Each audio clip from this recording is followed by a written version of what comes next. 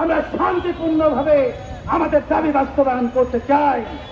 কিন্তু সরকার যদি ভালোই আমাদের এই শান্তিপূর্ণ কর্মসূচির মাধ্যমে এমপিওভুক্তির জন্য সরকার যথাযথ পদক্ষেপ গ্রহণ না করে, তাহলে আমরা এই ঢাকার রাজপথে আমরা কাফনের কাপড় বেঁধে আমরা সরকারকে জানান দিতে চাই, আমাদের জীবনের বিনিময়ে হলেও আমরা এই প্রতিষ্ঠানগুলোকে আমরা এমপিওভুক্ত করে ছাড়বো। বন্ধুরা, আপনারা সবাই আমাদের সাথে থাকবেন।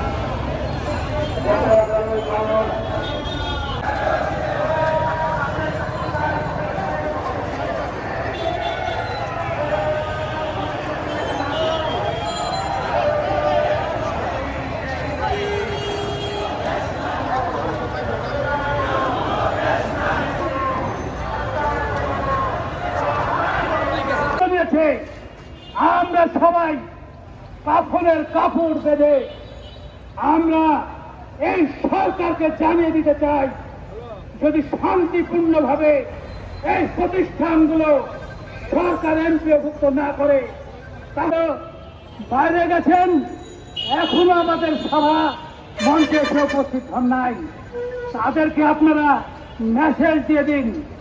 আমাদের কেন্দ্রীয় নেতৃবৃন্দ সবাই যেন স্বতঃস্ফূর্তভাবে মিছিলে অংশগ্রহণ করার জন্য প্রস্তুতি গ্রহণ করেন।